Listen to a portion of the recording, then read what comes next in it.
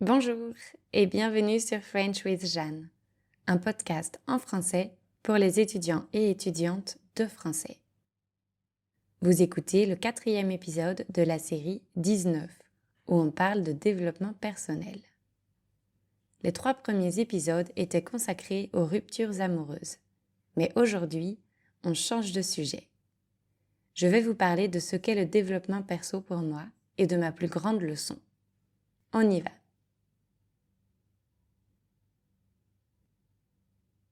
Le développement personnel, pour moi, c'est un moyen de grandir. Quand je pense développement personnel, je pense à tout ce qui me permet de m'améliorer de manière consciente. Derrière ce terme, je mets beaucoup de choses. Ça peut être de la psychologie, de la philosophie, de la spiritualité ou même de la religion. Le développement personnel, dit simplement, c'est le fait d'améliorer mes réactions face à des situations que j'ai déjà rencontrées.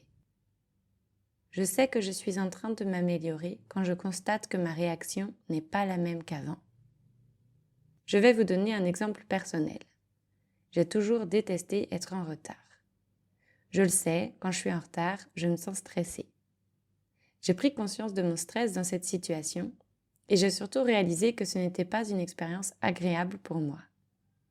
Or, évidemment, je voudrais que ma vie soit, autant que possible, une suite d'expériences agréables. J'ai donc décidé de travailler sur cette situation. D'abord, j'ai cherché comment éviter d'être en retard. Et j'ai trouvé des solutions assez simples, comme regarder combien de temps il faut pour aller au lieu de rendez-vous, commencer à me préparer 30 minutes avant l'heure du départ, ou encore mettre une alarme sur mon téléphone pour signaler l'heure du départ. Ensuite, j'ai réfléchi à ce que je pouvais faire si, malgré ces stratégies, j'étais en retard. Et voici ce que j'ai trouvé. Prévenir la personne que je vais arriver en retard, la remercier de m'avoir attendu quand j'arrive et opter pour un moyen de transport plus rapide que celui que j'avais prévu initialement. Et si vraiment je suis en retard et que je n'ai pas de solution pour arriver à l'heure, alors c'est un travail mental que je fais. Dans ma tête, je relativise. C'est pas si grave, c'est pas la fin du monde si j'arrive en retard. Dans le pire des cas, la personne ne m'attend pas et on reprogramme ce rendez-vous. Dans le meilleur des cas, elle m'attend et je m'excuserai. Je prends aussi de profondes inspirations pour calmer mon système nerveux et faire redescendre mon niveau de stress. Voilà, c'est comme si j'avais un plan dans ma tête. Si je suis dans la situation A, je peux utiliser la stratégie 1, 2 ou 3. Donc, pour moi, faire du développement personnel passe par plusieurs étapes. Étape 1, prendre conscience qu'une situation n'est pas agréable. Étape 2, décider de changer cette situation. Étape 3, faire un travail actif pour trouver des solutions. Étape 4, appliquer ces solutions. Étape 5, améliorer ces solutions au fur et à mesure des expériences. Ainsi, d'après moi, le développement personnel est forcément un processus d'introspection. Pour grandir, on est obligé de s'observer. C'est aussi un processus actif. Pour trouver des solutions, il faut prendre le temps de s'asseoir et de réfléchir, de discuter, de lire des livres, de créer des stratégies. Puis, de mettre en œuvre ces stratégies et d'observer comment on se sent grâce à elles encore. Finalement, c'est un processus sans fin. A contrario, quelqu'un qui ne fait pas de développement personnel pourrait simplement penser « Je déteste être en retard, j'aime vraiment pas ça, ça me stresse », sans toutefois s'engager dans la recherche de solutions pour changer cette situation. J'espère que mon exemple est assez clair. Pour être honnête, depuis que j'ai lu mon premier livre de développement personnel, j'ai l'impression que ne plus en faire n'est pas une option. Avant, je vivais ma vie simplement. Je dirais que je vivais sans relief. J'agissais sans réfléchir à mes actions, sans avoir conscience que je pouvais choisir d'agir différemment. Je faisais, je parlais, je décidais et la vie filait comme ça, jour après jour. À 19 ans, j'allais en cours à l'université et je me plaignais des cours qu'on nous programmait le samedi matin, sans savoir que j'avais de la chance de pouvoir aller à l'université. La notion de gratitude m'était totalement inconnue. Je sortais avec mes amis, je buvais des bières et le lendemain, je leur en voulais de m'avoir fait boire autant, sans réaliser que même s'ils pouvaient m'influencer, la décision de boire était bel et bien la mienne. Je n'avais pas conscience du concept de la responsabilité. Quand mon copain de l'époque m'a trompée, je me suis retrouvée complètement bouleversée, avant de le convaincre de reprendre notre histoire. Je n'avais aucune idée que j'agissais selon des schémas psychologiques. J'avais peu confiance en moi, alors je cherchais l'approbation chez les autres, quitte à prolonger une situation où on me manquait clairement de respect. Le besoin d'être aimé et apprécié était plus fort que celui d'être respecté. C'était comme si la vie n'avait qu'une dimension, celle des actions. Ça ne veut pas dire que j'étais bête et que je ne réfléchissais pas. Non, c'était plutôt comme si je ne réfléchissais pas en profondeur. Je n'avais pas conscience de tout ce qui se passait sous la surface, en moi. Aujourd'hui, j'ai l'impression que la vie a plusieurs épaisseurs. Je ne pense pas du tout être 100% consciente de tout ce qui se passe en moi, et d'ailleurs, je ne pense même pas que ce soit possible de l'être.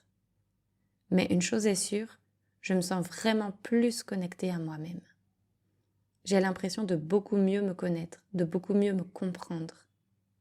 J'ai la sensation d'avoir une liberté d'agir beaucoup plus grande et une compréhension du monde plus claire.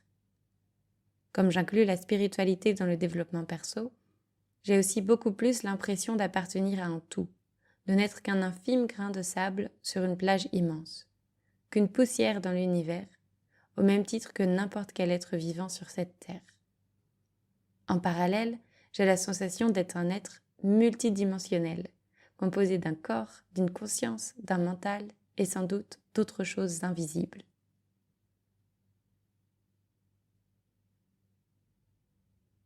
Je crois que la leçon la plus précieuse que j'ai apprise grâce au développement personnel, c'est celle de pouvoir choisir mes pensées et du pouvoir des pensées. Avant, je ne savais pas que je pouvais dire « Non merci, cette pensée ne m'est pas utile, je n'ai pas envie de m'engager dedans ». Je recevais des pensées et des émotions sans aucune possibilité de les modifier. Quand j'étais bloquée dans la circulation et que ça n'avançait pas, je tapais du pied, mon cœur battait rapidement. Je n'ai pas l'habitude d'insulter les autres conducteurs, mais je disais des choses comme « Allez, avance !» et j'étais toute consumée par mon impatience. Je me détendais seulement quand la circulation redevenait fluide. Aujourd'hui, je fais le maximum pour éviter ces situations. Et quand elles se présentent quand même, je les vis plus sereinement. Je suis encore stressée, mais je peux le remarquer.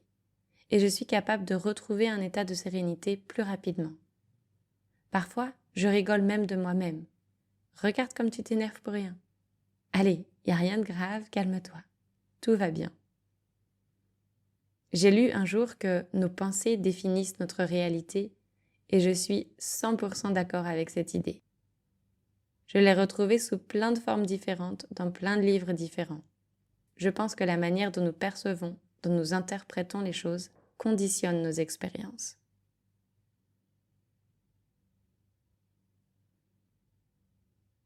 Pas plus tard qu'hier, je prenais un verre avec 3 personnes que je venais de rencontrer, dont une fille que je vais appeler Pamela.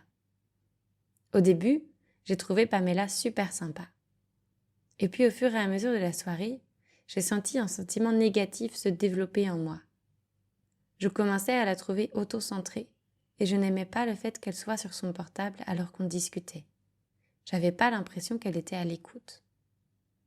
J'ai remarqué toutes ces réactions en moi et j'ai décidé d'agir car ce n'était pas agréable. D'abord, je me suis dit que c'était moi qui interprétais le fait d'être sur son téléphone comme un manque d'attention. Mais peut-être qu'elle arrivait très bien à faire ces 2 choses en même temps. Ensuite, j'ai pensé que si je me sentais un peu frustrée à discuter avec elle, je pouvais simplement mettre plus d'attention sur les autres personnes. C'est ce que j'ai fait. Finalement, je me suis dit que je venais de rencontrer Pamela et que j'étais en train de former une image d'elle dans mon esprit, ce qui est tout à fait normal et inévitable. Cependant, je me suis aussi souvenu que l'image que j'étais en train de créer n'était peut-être pas conforme à la réalité. Et alors, je lui ai porté plus d'attention pour apprendre à la connaître et ne pas m'arrêter à ses impressions. Je lui ai posé des questions et j'ai écouté ses réponses. Je sais que 2 choses aident à créer de bonnes relations humaines. Quand on se trouve des points communs et quand on rit ensemble. Alors, sans pression, j'ai essayé de faire ça. Je ne sais pas si Pamela va rester une connaissance ou deviendra une copine ou même une amie. Mon intuition me dit que notre relation ne va pas devenir plus forte, mais je laisse la porte ouverte à toutes les possibilités et je suis prête à observer son évolution. La chose la plus importante pour moi dans cette situation est que j'ai réussi à voir que j'étais de moins en moins à l'aise et qu'en changeant d'attitude face à Pamela, j'ai finalement passé un bon moment. Dans le passé, je pense que mon attention aurait juste été bloquée sur mes sensations négatives et que j'aurais même trouvé des preuves à mes pensées. Ah, elle regarde encore son portable, elle ne parle que d'elle, elle ne pose pas de questions aux autres, elle n'est pas très souriante. Mais pourquoi m'infliger ce genre de réflexion ? Est-ce vraiment comme ça que j'ai envie de vivre les choses ? Non, non, évidemment que non. Si j'ai le choix, je préfère nettement écouter et observer Pamela sans la juger, noter sa manière d'agir sans l'interpréter. En somme, l'accepter telle qu'elle est. Et la bonne nouvelle, c'est que j'ai le choix.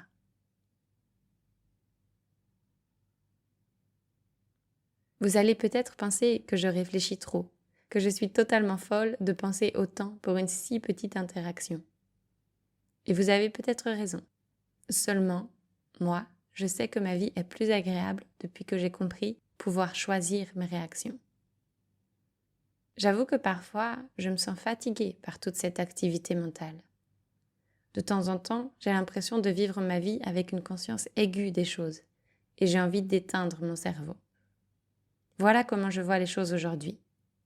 Les moments où je me sens le mieux, ce sont ceux où je me sens unifiée, où je vis sans me poser de questions, où j'avance naturellement, où tout est simple et fluide. Ensuite, ce sont les moments où je vis en observant ma manière de vivre. Les moments où je me sens le moins bien, ce sont ceux où je suis dans ma tête, où je ne suis que dans mes pensées, déconnectée de mon corps, de mon esprit ou intuition. Ce que j'essaie de faire, c'est de trouver un meilleur équilibre entre le mental, le corps et l'esprit. C'est-à-dire de passer moins de temps à penser et plus de temps à ressentir.